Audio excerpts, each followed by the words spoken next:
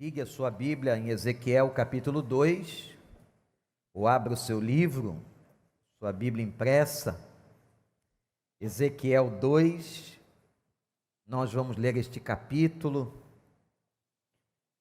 que diz assim: Ele me disse, filho do homem, fique em pé, pois eu vou falar com você. Enquanto ele falava, o Espírito entrou em mim e me pôs em pé. E ouvi aquele que me falava, e ele disse: filho do homem, vou enviá-lo aos israelitas, nação rebelde que se revoltou contra mim até hoje. Eles e os seus antepassados têm se revoltado contra mim. O povo a quem vou enviá-lo é obstinado e rebelde. Diga-lhe, assim diz o soberano Senhor, e quer aquela nação rebelde ouça, quer deixe de ouvir, saberá que um profeta esteve no meio dela. E você, filho do homem, não tenha medo dessa gente, nem das suas palavras. Não tenha medo, ainda que o cerquem espinheiros e você viva entre escorpiões.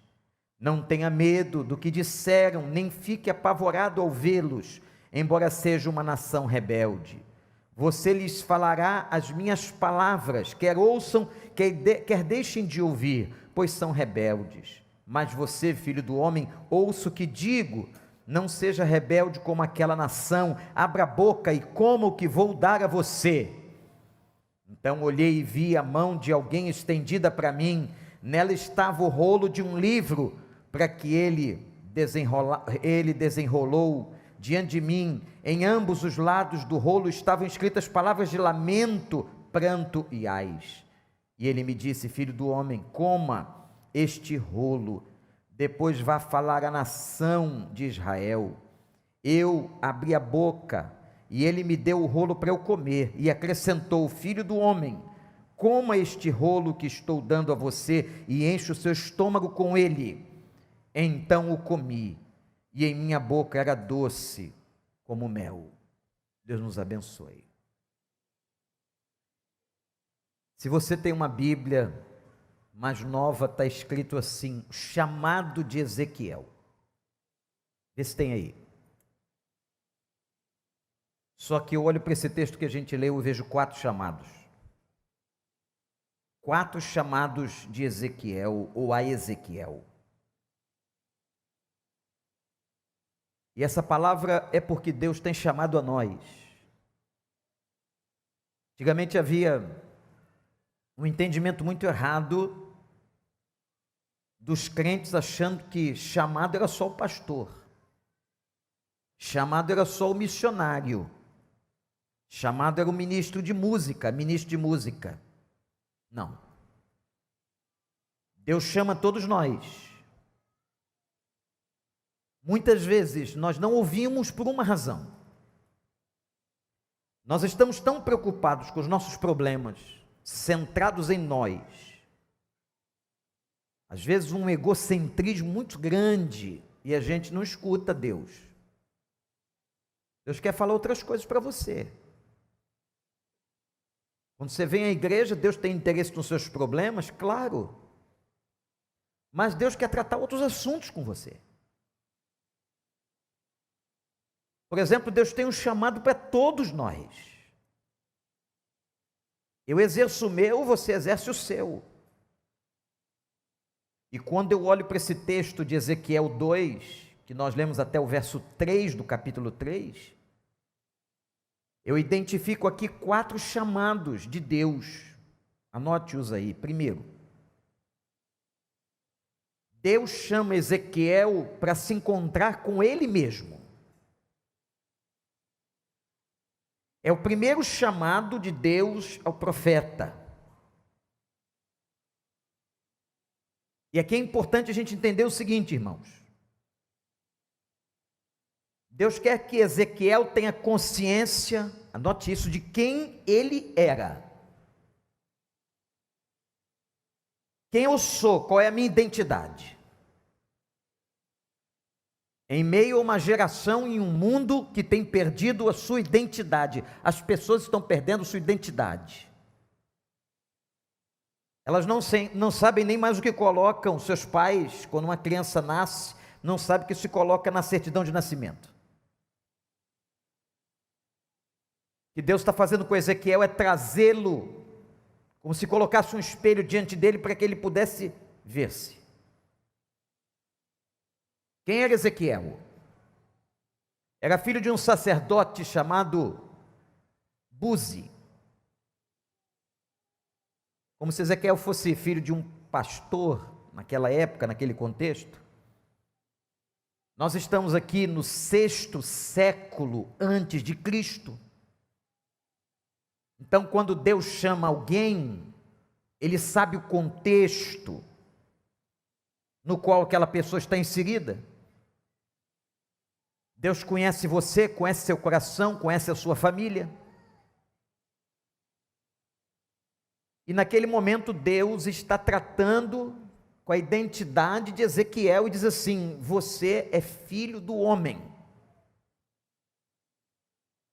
Ele não chama Ezequiel pelo nome, mas ele chama Ezequiel por esse hebraísmo. Essa forma na língua hebraica que aparece no livro de Ezequiel. Livro difícil de ler. Um livro muito duro, de profecias muito fortes contra a nação de Israel. Mas esse hebraísmo, filho do homem, aparece no livro de Ezequiel 90 vezes. Nós lemos aqui 13 versículos. No meio desse pequeno texto que a gente leu, aparece 6 vezes. Filho do homem. O que significa isso? Filho do homem, esse hebraísmo da língua, é aquele que é participante da natureza de homem. Deus está trazendo Ezequiel a olhar quem ele é. Como se estivesse dizendo para ele: eu sei quem eu estou chamando. Você não me engana, Ezequiel. Eu conheço você, sei o dia do teu nascimento, conheço a tua família, sei dos problemas da tua família, das questões de Buzi, teu pai. Eu conheço você. E você precisa ter essa visão de quem você é.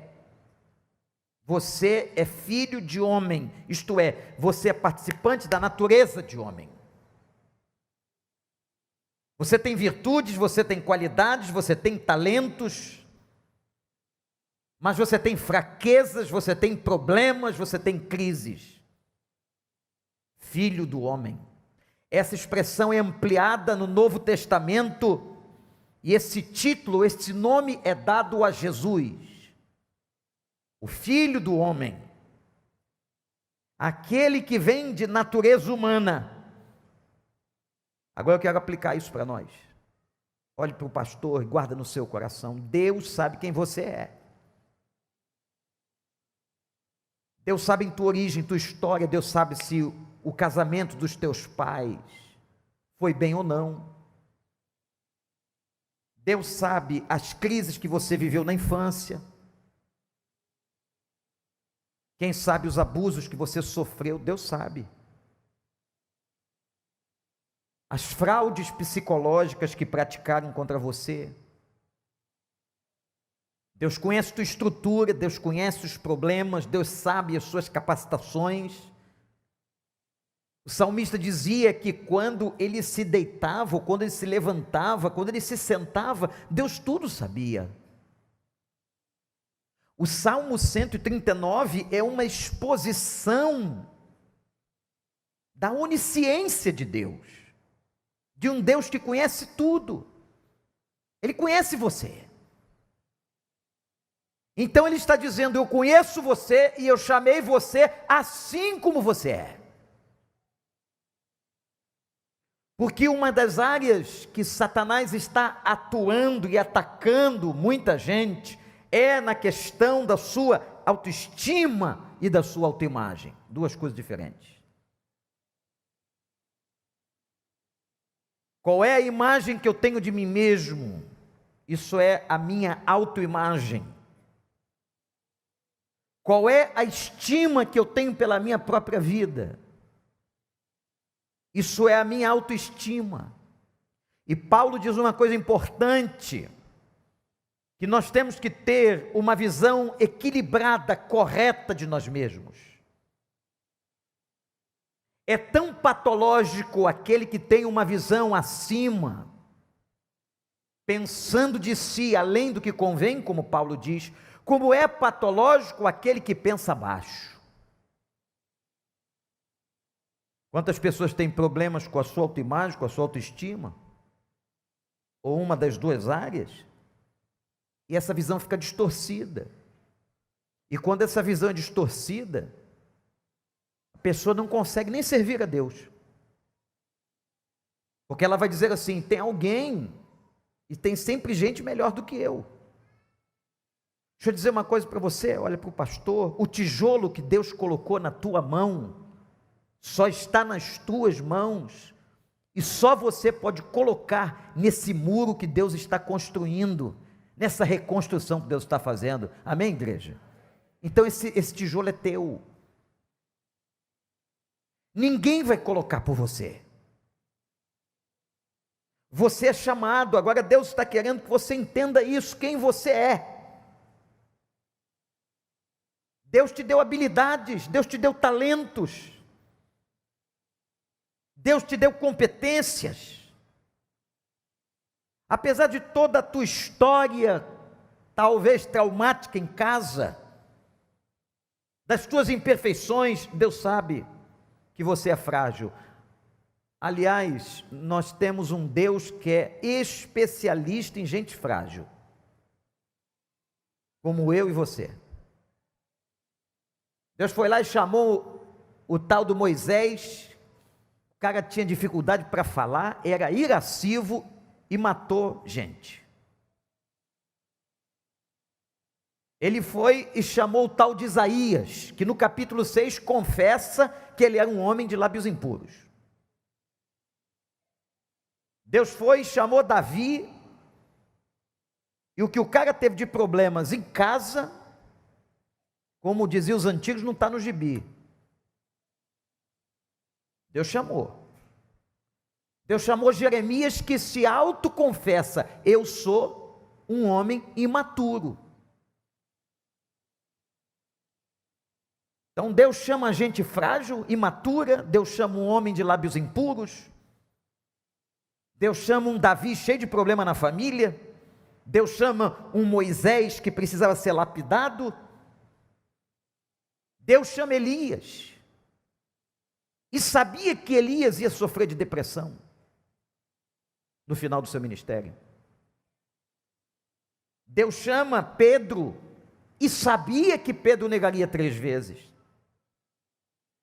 Deus chama Paulo, que confessa na sua carta aos Coríntios, que ele exercia aquele ministério tão fantástico, mas que era um homem portador de um espinho na carne. Deus é especialista em tratar e chamar gente frágil, como eu e você.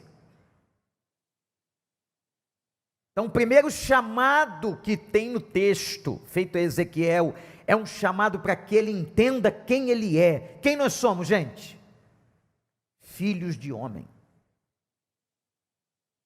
Eu sou filho de homem, você é filho de homem, participantes da natureza humana, somos frágeis, dependentes do Senhor, mas graças a Deus que pela sua misericórdia, Ele nos chamou das trevas para a maravilhosa luz e nos usa, aleluia, apesar de toda a nossa fraqueza. Ezequiel não esquece, e talvez por isso, por 90 vezes, ele lembra Ezequiel: você é filho do homem. Segundo chamado que tem no texto, é quando Deus agora chama Ezequiel para se encontrar com ele. Primeiro, Deus quer que Ezequiel se equilibre, que tenha saúde para ver. Se eu não tenho saúde, eu não consigo ver. Entendo o que o pastor está dizendo. A saúde emocional é fundamental. Se eu não tenho saúde emocional, eu vou ver de maneira deformada.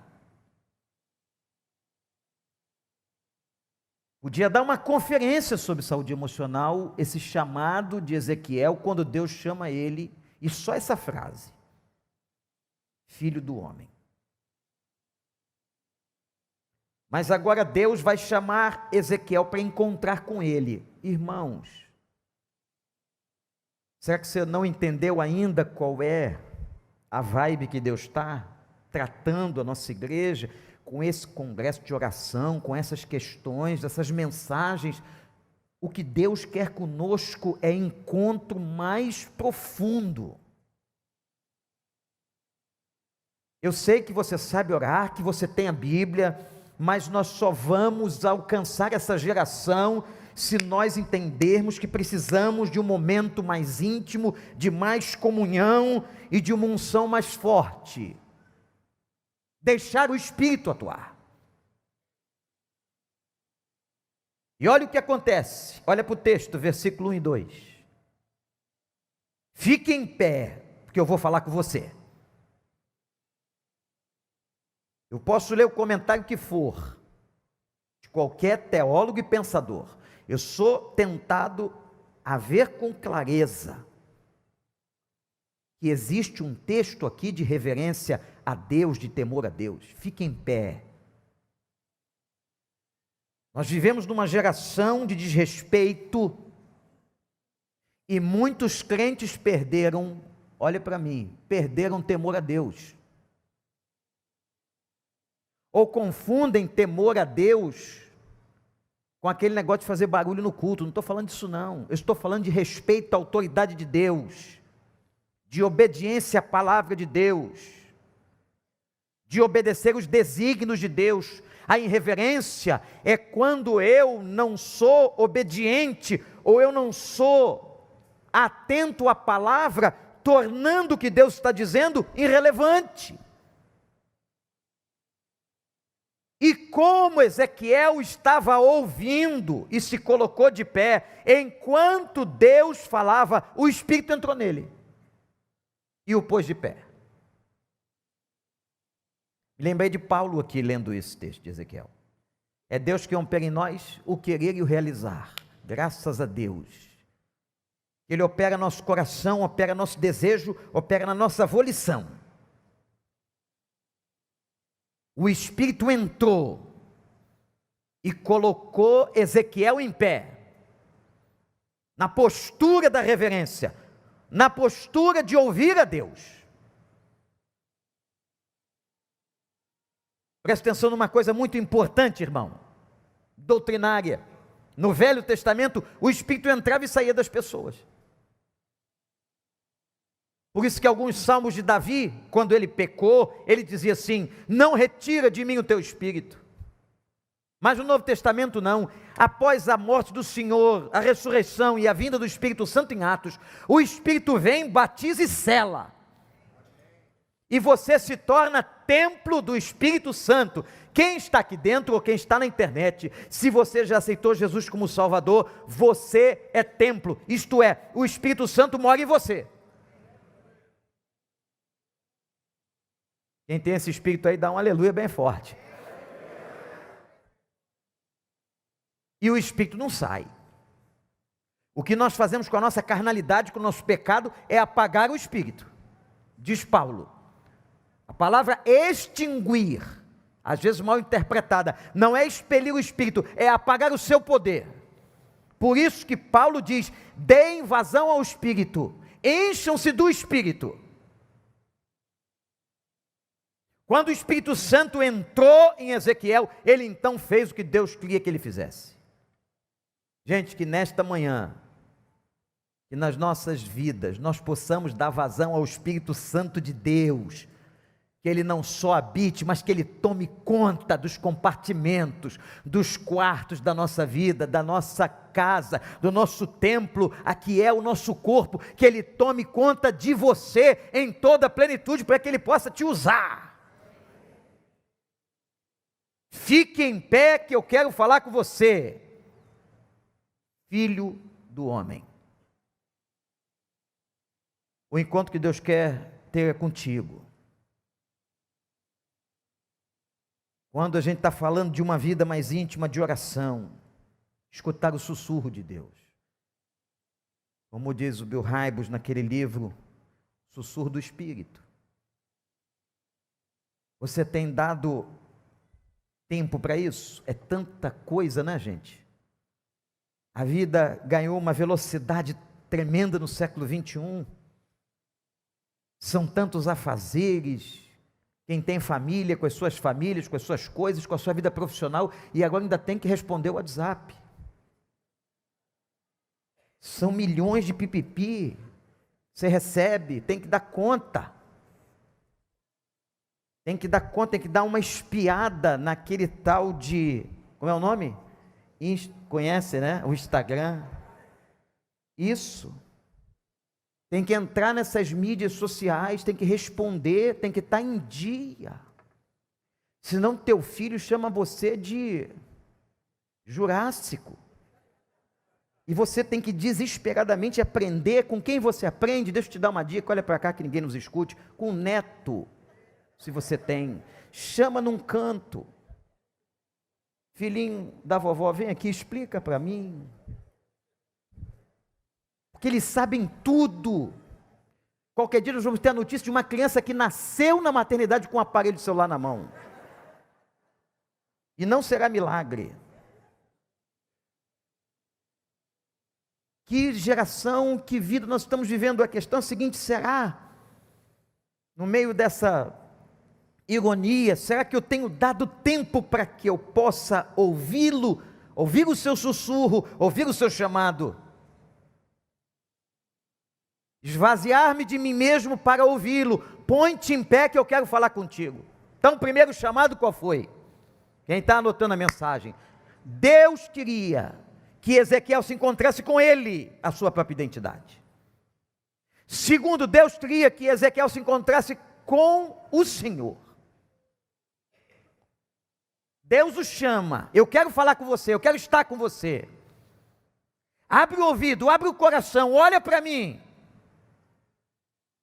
Será que temos olhado para Ele, falado com Ele?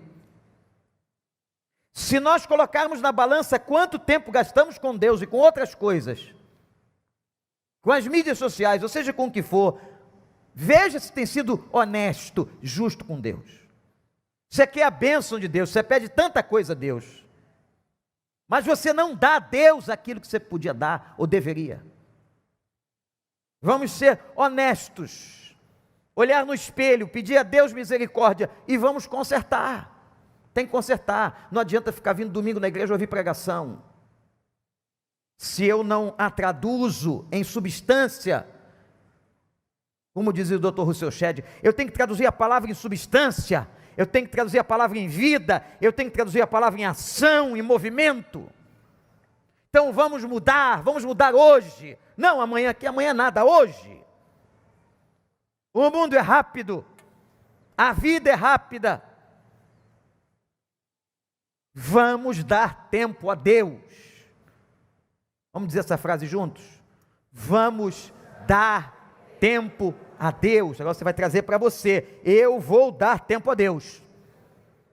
Diz isso aí: eu vou dar tempo a Deus. Eu quero falar contigo, coloque-se de pé.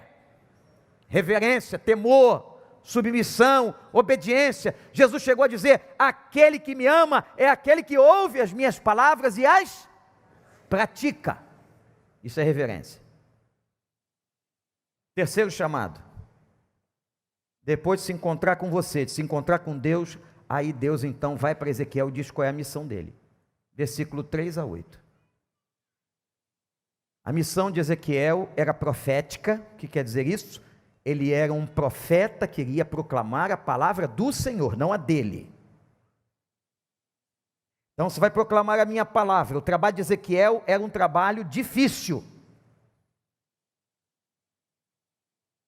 Chega a dizer o Senhor que é como se trabalhar para uma nação rebelde, que não ouvia, que vinha aquela geração de uma geração anterior, que igualmente não ouvia. O trabalho de Ezequiel é como andar entre espinheiros e escorpiões. Imagina a imagem, andar entre espinheiros e escorpiões. Numa nação rebelde, no meio de gente revoltada com Deus, de gente que não ouvia Deus, de gente que não queria saber de Deus, e a família anterior, os antepassados eram iguais. O livro de Ezequiel é um livro duro de ler, contra a nação de Israel, um livro pesado, mas de uma grande profundidade. Gente arrogante a quem Ezequiel ia pregar, gente dura. E agora eu quero dizer uma coisa para você, nós somos chamados hoje, fomos chamados para falar com essa gente. Então tem que cair por terra nesse momento qualquer impedimento teológico, doutrinário errado, de que chamados são pastores e missionários. Doutor Humberto. Chamados são só os ministros de música. Não, a Bíblia diz, a partir da doutrina do Novo Testamento em Hebreus e todo o resto, que todos nós somos chamados. Você é chamado. Você vai fazer uma coisa grave agora. Você vai olhar para quem está do seu lado e dizer assim, você é chamado, para a direita e para a esquerda, você é chamado. Se você é crente, você é chamado. Fala, acrescenta isso que eu disse agora, se você é crente, é chamado. Se não for crente, se converta, diz baixinho para ele. Se não for crente, se converta. Estou vendo o pastor aqui dizer para o outro, se não for crente, se converta. Deus abençoe. Todos nós. E agora nós vamos entrar num campo muito minado para algumas pessoas. Você trabalha onde? Onde é que você trabalha? Eu trabalho limpando casa de família, digno. Eu trabalho na construção civil, digno. Eu sou dentista, digno. Eu sou médico, digno. Eu sou advogado, digno. Eu sou comerciante, eu sou gerente. Aí está o instrumento da tua missão. Deus fez uma coisa interessante, Ele até nos deu situações econômicas diferentes. Para quê? Para espalhar a gente pela cidade, senão a gente ia querer morar todo mundo no mesmo condomínio. Ia ser uma coisa terrível. Eu não queria morar num condomínio com vocês. Pastor, vamos fazer um culto agora? Não, não vamos fazer culto nenhum agora. Agora eu estou vendo um jogo de futebol. Meu time estava ruim, hoje está bom, quero ver. Mas se você, já pensou morar todo mundo junto? Não, Deus pegou e colocou cada um no lugar. E nós estamos espalhados nas ruas, nas comunidades, nos condomínios, mais ricos, mais pobres, de acordo com o que Deus deu a cada um, nesse tempo e nessa era, para que a gente possa proclamar profeticamente, dizer com a nossa vida, onde moramos e o que fazemos, que Jesus Cristo é o Senhor, para a glória de Deus Pai. Para a glória de Deus Pai. Numa geração espinhosa, geração difícil, geração incrédula, está cheio de escorpião. Deus sabe quem chamou e está chamando você com a tua profissão ou com a tua situação. Anota isso. Por que eu estou falando de situação? E hoje pela manhã um casal chegou aqui, membros da igreja, disse, pastor, ora pela minha esposa, nós descobrimos um diagnóstico de câncer. Podem ter outros diagnósticos aqui. A tua doença será a tua oportunidade de proclamar e de apontar para a glória de Deus. Difícil uma pessoa sã entender o que o outro está sentindo de dor, mas essa é a realidade. Se Deus permitiu que você estivesse chorando uma dor de enfermidade hoje, Ele tem propósito, e o propósito dele é para que essa enfermidade e tudo que você está passando se transforme num instrumento para que você o proclame. Quando você terminou seu curso na universidade, Alguns chegaram até a sua fase primária, como nós dizemos no passado, fez só o primário científico. O jovem nem sabe mais o que é isso. Mas você chegou numa faculdade, chegou no mestrado, chegou num doutorado, num pós-doc, ótimo, mas isso não é a coisa mais importante da sua vida. Não adianta os diplomas na parede, o que adianta agora é você pegar esse instrumento que Deus deu, isso que você tem, e seja isso um caminho, o canal para que Deus manifeste a sua glória através da sua vida. Essa é a missão. Então Deus tem uma missão para você no teu consultório dentário, para você fisioterapeuta, para você que é médico, para você que é diarista, seja lá qual for a tua profissão, todo trabalho é digno, mas Deus te deu uma oportunidade, e você está num lugar para proclamar, seja rico ou seja pobre, não importa, isso não é o mais importante, cada um de nós foi chamado para ser, e é isso que dá razão, e olha para cá, e dá sentido à vida. As pessoas que vivem melhor são as que têm consciência do sentido da vida. O Dr. Viktor Frankl, no campo de concentração, ele faz uma pesquisa, escreve um livro fantástico com esse título, O Sentido da Vida, aonde ele mostra que pessoas que ele observou, que chegaram a uma longevidade maior dentro do campo de concentração, eram pessoas que tinham sentido, propósito de existência. E a gente pensa que sofre, mas quando você visita, como tive a oportunidade de 2 vezes visitar Auschwitz, todos os seus conceitos, as suas imagens de sofrimento vão por terra. Quando você vê as canecas e as malas dos judeus, os brinquedos das crianças, as poltronas que eram feitas dos cabelos humanos. E Viktor Frankl dizia que aqueles que sobreviviam à barbárie de um campo de concentração, sobreviviam porque tinham propósitos mais além. Eu vou sair daqui, eu vou vencer. Muitos não conseguiram, mas o seu movimento os fazia estender a vida. Qual é o sentido da sua existência? Qual é o sentido da sua vida?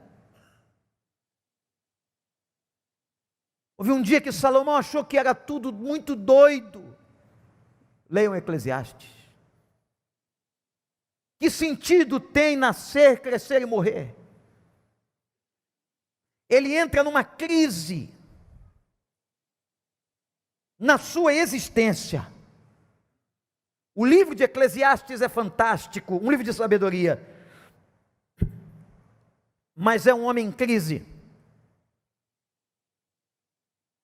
Mas ele começa a entender, e é por isso que depois ele diz para os jovens: lembra-te do teu Criador nos dias da tua mocidade, antes que venham os maus dias, nos quais venhas a dizer, não tenho neles contentamento. Há propósito na existência, porque se você não tiver propósito, a vida é fútil, não tem sentido, não tem objetividade, é nascer para morrer depois. Por que uma mãe coloca um filho no mundo? É muito interessante essa análise. Pode sofrer um paralelo do porquê que Deus colocou um filho no mundo, se ele sabia que o filho ia sofrer. Por que uma mãe coloca o filho no mundo? É muito egoísmo aparente, ela coloca um filho no mundo para o seu ego ficar feliz, não é?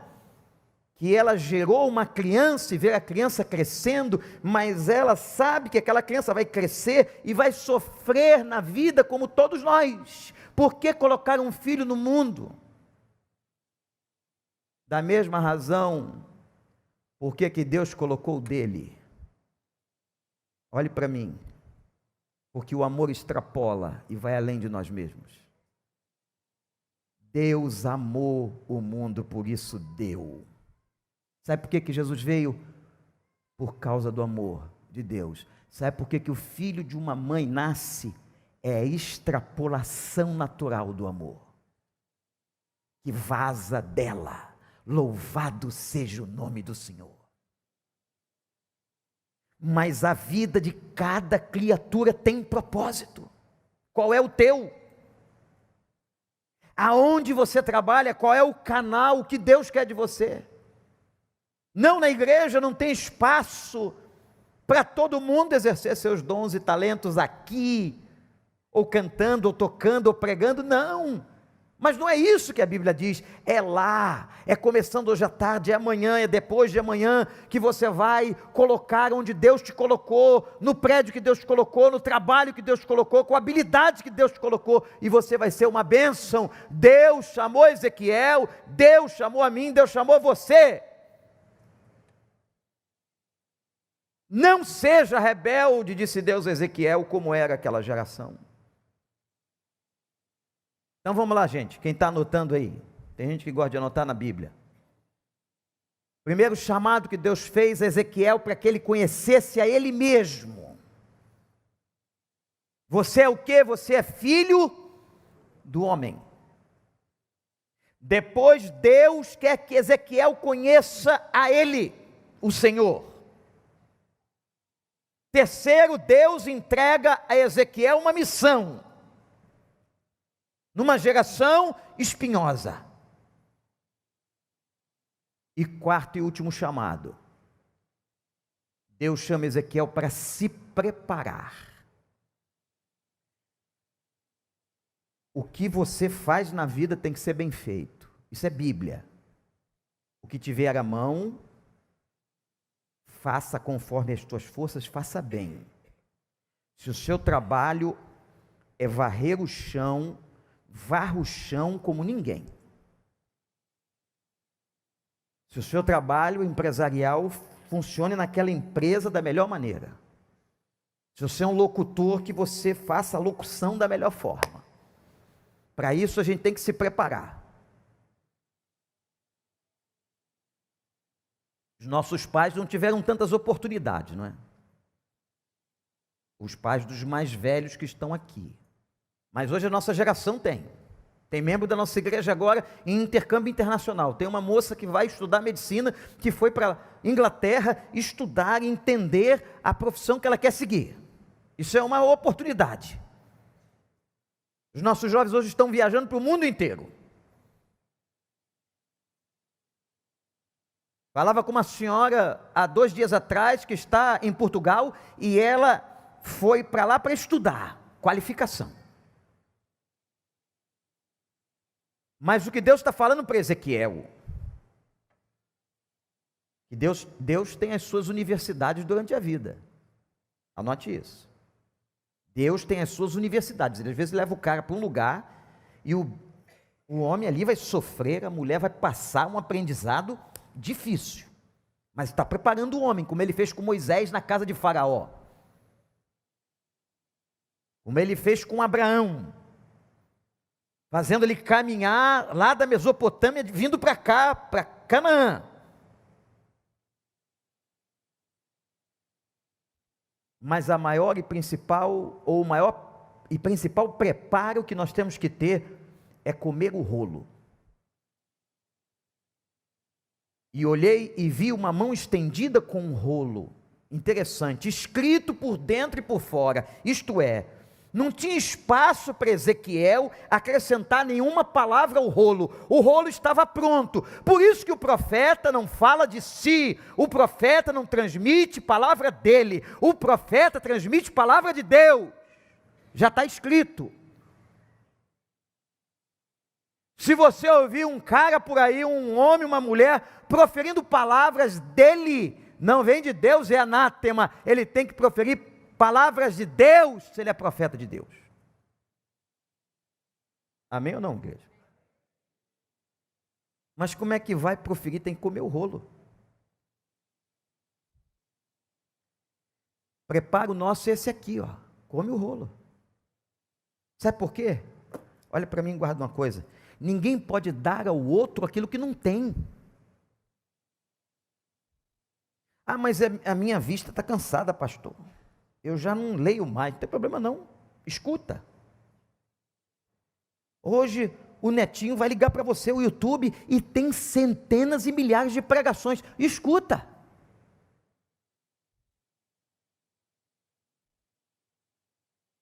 Mas eu também não escuto. Então tem a língua de sinais, está lá o pessoal. Mas tem gente ruim que vai dizer assim, pastor, eu não vejo, não escuto, não falo. Não... Então morre. Mentira isso. Mentira. Deus tem uma palavra, come o rolo. E interessante que quando ele estendeu e comeu, o que diz a Bíblia? O que aconteceu na boca, quando a palavra chegou no estômago dele? Foi como mel. Sabe por quê? Anote isso.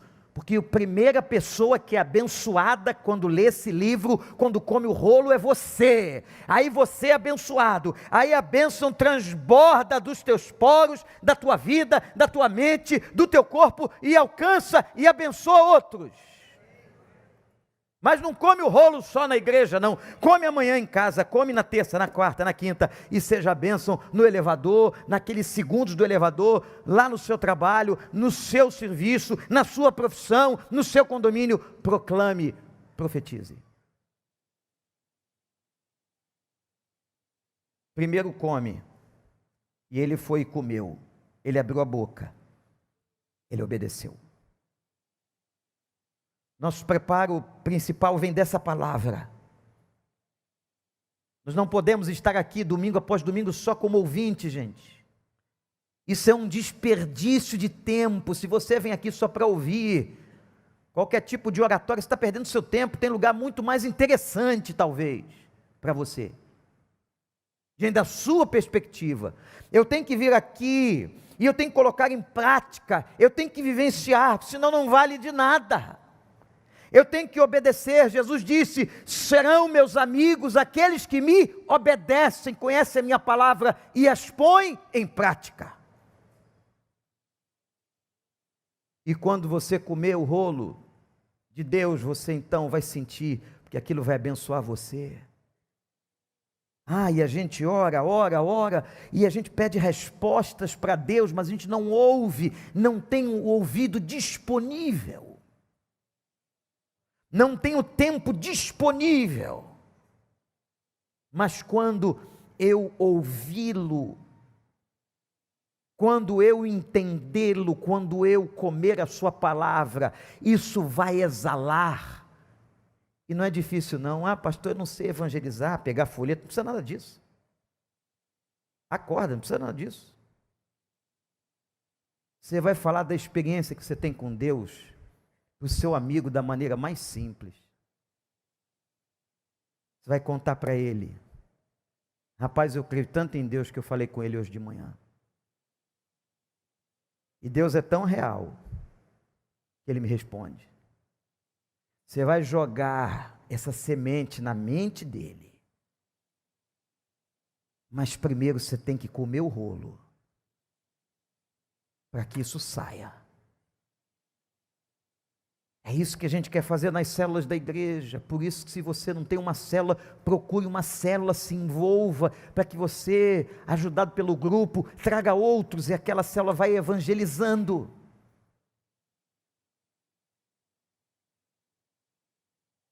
Você foi chamado por Deus. Primeiro chamado. Quem está anotando aí? Deus chama você até o encontro com você mesmo, depois o encontro com Ele. Depois do encontro com a proposta que Ele tem de futuro para você, um chamado. O diabo tem tentado te distrair, para que você não entenda o chamado. É o lugar onde você tem que estar, é o momento onde você está, talvez a doença que você tem hoje, a circunstância pela qual você está vivendo, é uma oportunidade, um instrumento de Deus. E Deus te chama para esse preparo. Pega o que você está ouvindo, Começa a receber a graça e a bênção dessa palavra, e você vai começar a transmitir. São 4 chamados que Deus faz com Ezequiel no capítulo 2 até o capítulo 3, versículo 3. Mas, gente,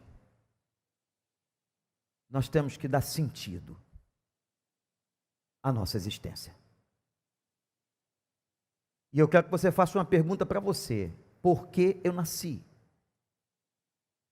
Qual é o propósito de eu estar aqui?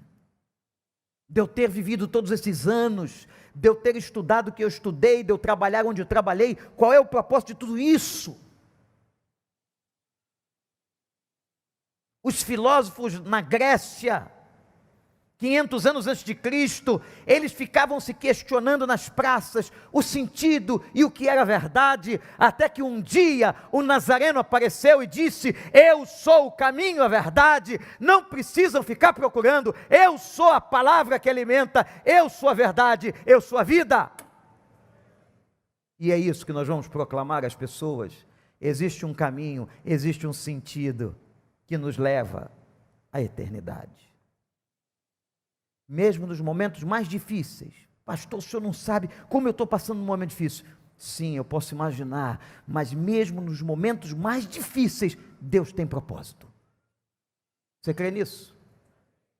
Tua doença, tua dificuldade, tua luta, tua crise financeira, ou tua abastança, sei lá, Deus vai usar o momento que você está vivendo. Sabe porque Ele conhece você? Ele sabe que você é filho do homem, é fraco, mas Ele é especialista em usar gente fraca. Eu quero terminar a nossa reflexão nesta manhã, dizendo que, depois de ter participado de um congresso, e o objetivo parecia ser o congresso, mas não era o congresso. Foi muito bom, mas bom mesmo foi encontrar os missionários.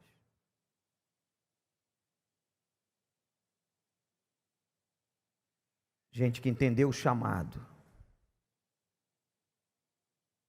Mas eu volto a dizer que não são só eles que têm chamado, você tem seu chamado. Ah, mas eu trabalho na televisão, tem chamado. Mas eu trabalho na casa de uma pessoa, tem chamado. Tem o Espírito Santo, tem chamado. Ao estar lá com o nosso missionário de missões mundiais, o Fábio Pegas, sua esposa Natália e seus filhos. 21 anos de Itália, 21 anos na Itália. Um jovem que chegou lá sozinho, solteiro. Esse homem já plantou 6 igrejas na Itália. Igreja para italiano. Uma sociedade cheia de escorpiões, uma sociedade cheia de espinheiros, gente ateia, gente dura, não querem mais saber de Deus. A sociedade italiana está totalmente secularizada. E um brasileiro pregando para um italiano, já 6 igrejas plantadas, e a última agora, que ele está plantando, já está com 40 membros, louvado seja o nome do Senhor. Os romanos, porque ele está plantando a igreja em Roma, não querem saber de Deus. Os jovens estão totalmente secularizados na carnalidade. Toda essa carnalidade, essa dependência química que vocês estão vendo aqui, é o mundo inteiro. As casas vendendo maconha não medicinal. E os jovens se matando de todas as formas. E ver um homem que está ali porque entendeu o chamado. Vivendo vida difícil, apertada, mas como é diferente quando uma pessoa tem consciência do porquê ela existe. Como é diferente uma pessoa que entende para que ela vive, para que ela vive. Você entende por que você vive, para que você vive, qual é o teu ministério, qual é a tua missão nessa terra, qual é? Depois nós entramos lá pela Alemanha e encontrei o Anatoly Smirnovsky, nosso ucraniano. Teve que sair. Saiu lá da Ucrânia, levou só a esposa, Irina, e os criancinhas, a Zlata e o Lucas. Primeira coisa que ele fez foi dar um abraço caloroso. Ele não tem visto tantas pessoas conhecidas. A segunda coisa que ele fez foi chorar. Chora. E a gente chorar junto ali, refugiado de guerra. A Alemanha tem sido um país muito parceiro da Ucrânia, há muitos refugiados, mas ele me deu uma informação muito importante. Segundo as embaixadas da Ucrânia, 6,5 milhões de ucranianos estão fora da Ucrânia. 6,5 milhões. E olha como Deus faz. O refugiado fugiu das bombas com a sua família. Ele tinha oportunidade de sair, outros homens não. Mas ele teve a oportunidade por causa de uma lei. Ele tem um filho adotado, e era lei na Itália. Ele ultrapassa pelo território polonês e vai para a Alemanha. E ali Deus lhe mostra o porquê. Por que um missionário teve que ficar na Ucrânia e o outro saiu? Porque ele encontrou uma congregação de ucranianos faminta. Um monte de gente precisando da palavra. E gente começou a ouvir o evangelho pela boca e pelo testemunho da casa dele. Agora o cara está em crise. Para onde que eu vou agora? Eu tento voltar para a Ucrânia? Mas lá tem um monte de gente sendo cuidada pelos milhares de pastores ucranianos, ou eu fico aqui com esses 6,5 milhões e ninguém pode sair da Ucrânia agora, nenhum homem pode sair da Ucrânia, nenhum homem. Tem um missionário nosso que teve que tirar o filho, porque ia fazer 18 anos e o exército ia chamá-lo, o menino, 18 anos, para botar no fronte da batalha. Ele contava as atrocidades que ele viu, não foi que ele ouviu, ele viu, quando ele entrou numa das principais cidades do país, e eles viram crianças mortas, estupradas pelos soldados, e depois de estuprarem as crianças, matavam as crianças.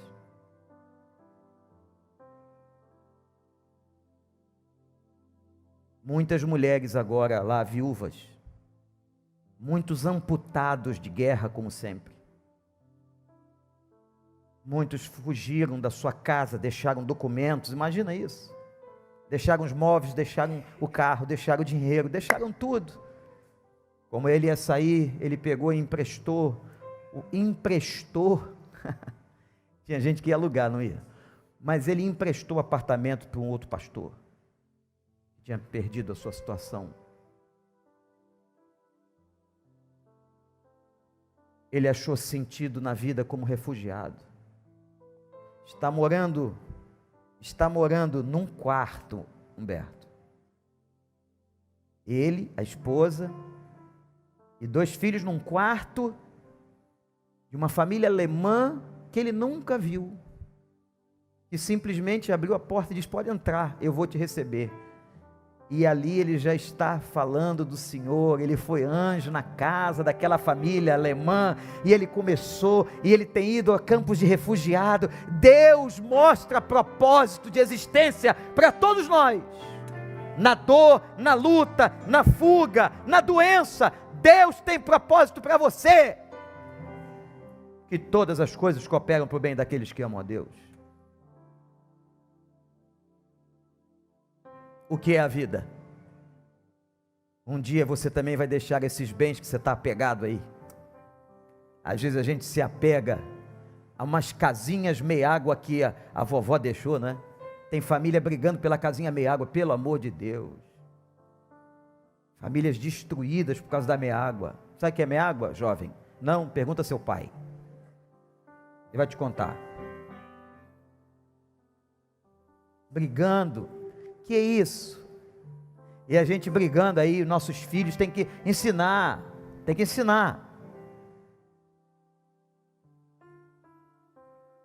Pastor Elton disse que uma das partes da formação dos filhos dele foi levar os filhos dele para os lugares difíceis. É tudo pastor, ele contou aqui, né? Aí diz que os dois quiseram ir com ele, porque tempo que eles trabalharam na África, casos seríssimos de possessão, de misticismo. Não é só lá não, tá? Deixa eu dar uma notícia para você aqui, ouve aí. Se quiser, conversa com os pastores aqui, pastor Marcos e outros. Tem crescido no nosso Recriança o número de crianças possessas. Vez por outra sai um pastor para orar e expulsar demônio lá embaixo, no meio da semana. E pastor, é possível? Lê a Bíblia, lê a Bíblia. Você vê que é possível possessão demoníaca de criança?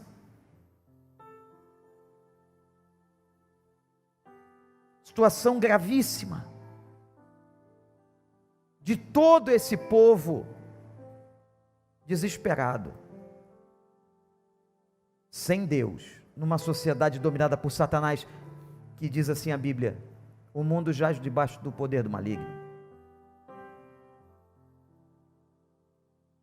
Um missionário que é chamado para cuidar de gente refugiada,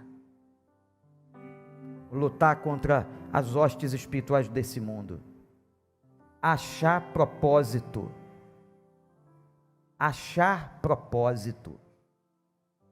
Qual é o propósito? Por que você vive? Nós estamos aí brigando, tem que ensinar os nossos filhos, eu disse há pouco. Mas tem que ter o iPhone mais moderno. E a gente tem que comprar. Eu me lembro de uma missionária da Índia que veio aqui uns anos atrás. Ela disse assim: uma vez percebi na minha vida, eu era desculpa se é seu nome, era um termo antigo, mais um pouco antigo. Eu era uma patricinha de São Paulo, lembra esse termo? Era Patricinha e Mauricinho. Desculpa se você chama Maurício ou Patrícia, mas não tenho nada contra você, é a questão que eu estou me referindo.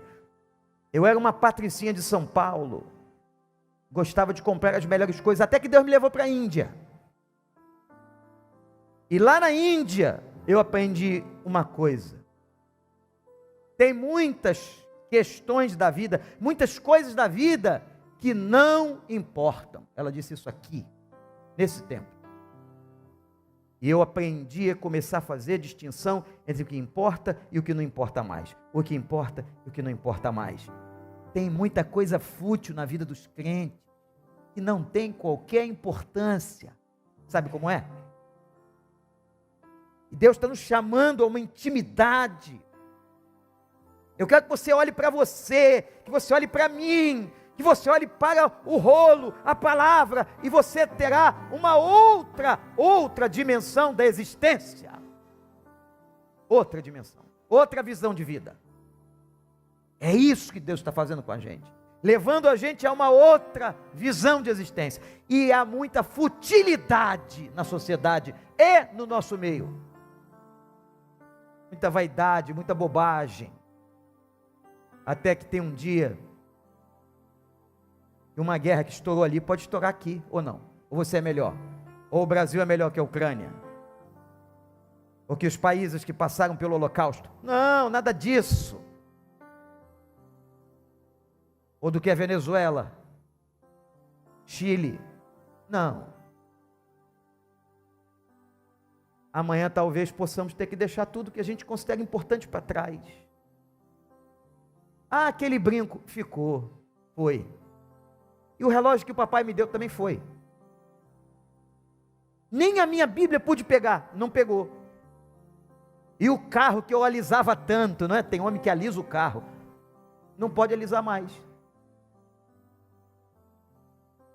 E você sai só você, com você, e vai para um campo de refugiados, ou vai para uma casa, mora num quartinho. Imagina, está entendendo? 4 pessoas, só tem uma caminha ali. Uma família falando alemão. Há coisas que importam e coisas que não importam mais. Quando Deus está chamando a gente, Ele está querendo dar um outro propósito, outra visão, outra realidade. Ezequiel, você é filho do homem. você é natureza de gente, você é fraco. Ezequiel, olha para mim, se coloque em pé, que eu quero falar com você, é com você que eu estou tratando. Ezequiel, eu tenho um chamado para você, só troca o nome aí, vai, só troca o nome, é contigo, é comigo, eu tenho um chamado para você, diz o Senhor. Eu só quero te preparar, e aí, essa porção, essa palavra vai entrar, vai se tornar mel, você vai entender, e a sua vida vai mudar. O que era, não é mais, o que era bom, não é mais bom, o que era ruim, passou a ser bom. Tem gente que diz assim: ah, pastor, eu quando não era crente, eu odiava esse negócio de igreja, agora me converti e só vivo na igreja. O evangelho muda a nossa perspectiva, e realmente hoje está um domingo tão bonito, né? Vocês estão aqui na igreja fazendo o quê? Podia estar na praia, no shopping, fazendo negócio, mas estão aqui na igreja, bando de doidos. Podia pensar um ímpio, mas aí a gente abre a palavra, come e entende assim: alegrei-me quando me disseram. Isso é alegria, vamos à casa do Senhor. Tem coisas, eu vou dizer uma coisa para você, o Covid roubou vidas, mas há uma coisa pior que o Covid tem roubado de muita gente: a coragem. O cara parou de vir à igreja, e agora? Ele vai para todo lado, pastores, mas na igreja não pode. Na igreja é lugar de contaminação. É contaminação da onde? Isso é o diabo contaminando a sua cabeça. Se você está em casa, tem uma comorbidade, fica aí, está doente, fica aí, louve, adore o Senhor, Ele vai te abençoar. Agora, se você pode vir, venham, alegrei-me quando me disseram, vamos à casa do Senhor. Hoje é dia de celebrar a ressurreição, desde Atos. Vamos continuar com alegria, celebrando aquele que vive e reina para sempre. Amém? Deus tem propósito. Essa foi a pior desgraça que o Covid deixou no meio da igreja, que morreu alguns, morreu, os salvos foram, olha. E aí Paulo diz assim: eu queria tanto estar com Cristo. Se Deus deixou ir, é porque era hora de ir. Não é Covid que determina a morte de ninguém. Tem gente que estava toda estupiada, como diz uma sábia irmã, estava toda arrebentado, e de repente saiu naquela cadeira, todo mundo tirava foto, aplaudia o sujeito, lembra? Saiu o cara todo, parecia aquele texto da Bíblia, aquela parábola, meio morto. O cara saía meio morto, não sentia cheiro, não sentia gosto, não sabia onde estava, nem quem era a mulher, saía. Tem um amigo que está em frente a mim que saiu meio morto, mas Deus foi restaurando, abençoando, e a pessoa vai cobrando a vida. Quem determina esse negócio não é o Covid, é o Senhor. O dia do teu nascimento, da tua morte. Agora a herança maldita que ficou, foi essa gente que se afastou, não só da casa do Senhor, mas principalmente da presença do Senhor. Deus tem missão para você, tem propósito para você. Eu quero que você saia daqui hoje em crise, perguntando para si mesmo: qual é a missão, o legado, o propósito da minha existência? Leia Ezequiel de novo. Pense nos nossos missionários, o Fábio, lá da Itália, a quem mandamos um abraço e uma estima tão grande, e vamos continuar orando por eles, e também a família do Anatoly, que está lá na Alemanha, sobreviventes do Senhor. E tem um outro missionário nosso que ficou, deixou o filho na Itália, porque ia fazer 18 anos, o exército ia chamar, deixou o filho na Itália e voltou para Kiev, lugar difícil, voltou. Aí Deus, não sei, coisa de Deus. E aí, Robson? Coisa de Deus. Pegou um, deixou dentro de Kiev. Liguei para o cara no meio da crise, dos bombardeios, o cara estava como num bunker, debaixo do prédio. Pastor, eu não posso falar agora porque é a hora da minha ronda. Que ronda, rapaz? Você é pastor? Não, a gente faz uma ronda para tomar conta, porque os caras estão disfarçados, eles invadem e matam. Eu falei: e você pega na Bíblia, você tem arma? Ele falou: não, cada um tem uma faca. Uma faca. Depois os países aliados começaram a dar K-47 para todo mundo, e o cara pegou aquele negócio, fazer o que com isso? Atira. Não sei, mas aprende.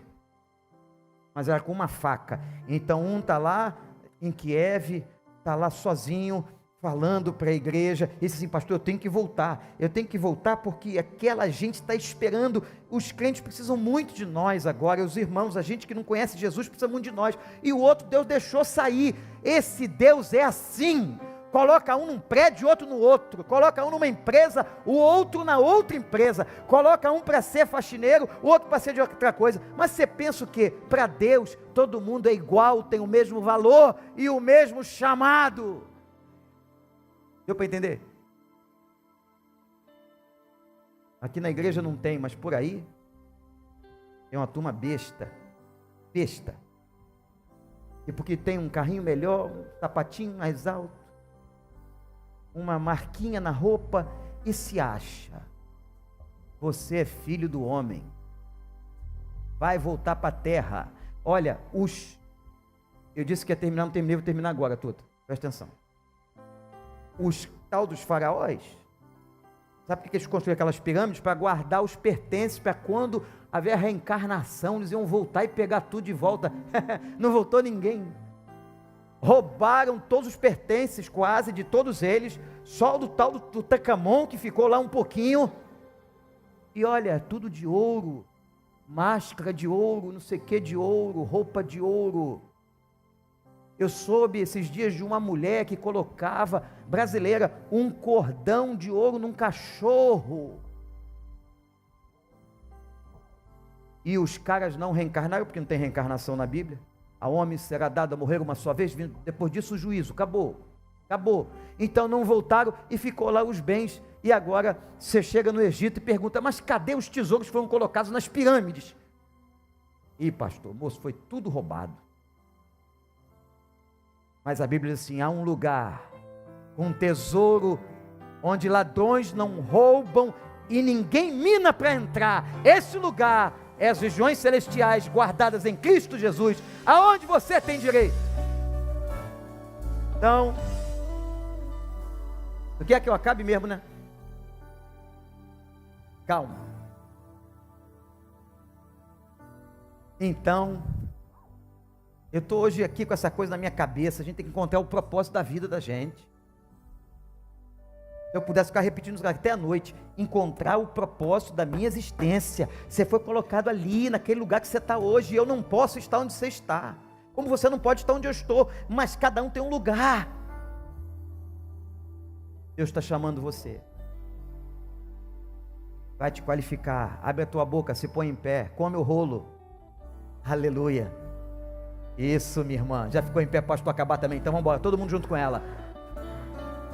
Vamos lá, vamos adorar o Senhor. Louvado seja o nome do Senhor.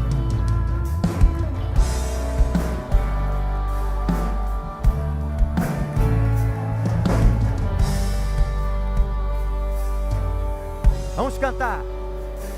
Eu não vou parar, a estrada é muito longa, vou continuar. E mesmo em meio às lutas eu não estou só, te sinto aqui.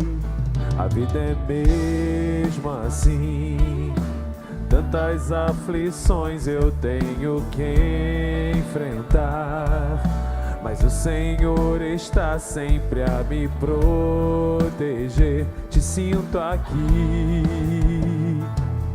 Quando o vento sopra contra mim, os problemas tentam me abater, eu me lembro grande eu sou, me enviou. Eu tenho chamado, jamais vou me calar. Eu tenho chamado, o Evangelho a anunciar. Eu fui escolhido no ventre da minha mãe. Eu sei que Deus não abre mão de mim, não. Eu tenho chamado, jamais vou me calar. Eu tenho chamado, o Evangelho a anunciar. Eu fui escolhido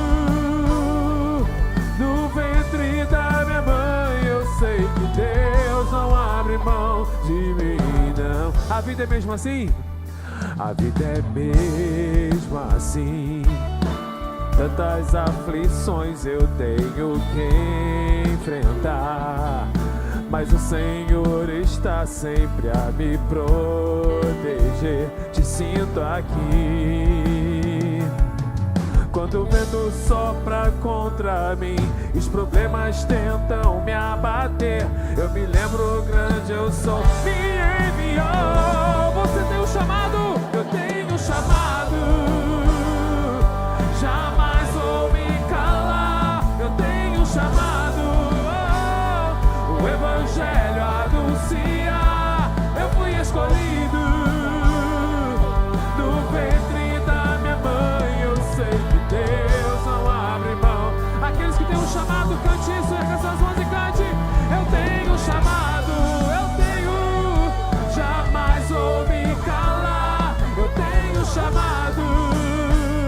O Evangelho anuncia, eu fui escolhido, eu fui. No ventre da minha mãe eu sei que Deus não abre mão de mim, não. Eu sei que Deus não abre mão de mim, não. Eu tenho um chamado. Fala pra quem tá perto de você, você tem um chamado, você tem um chamado. Que Deus te abençoe, querido, vai em paz em nome de Jesus. Você que está pela internet também, que Deus te abençoe. Até o próximo culto.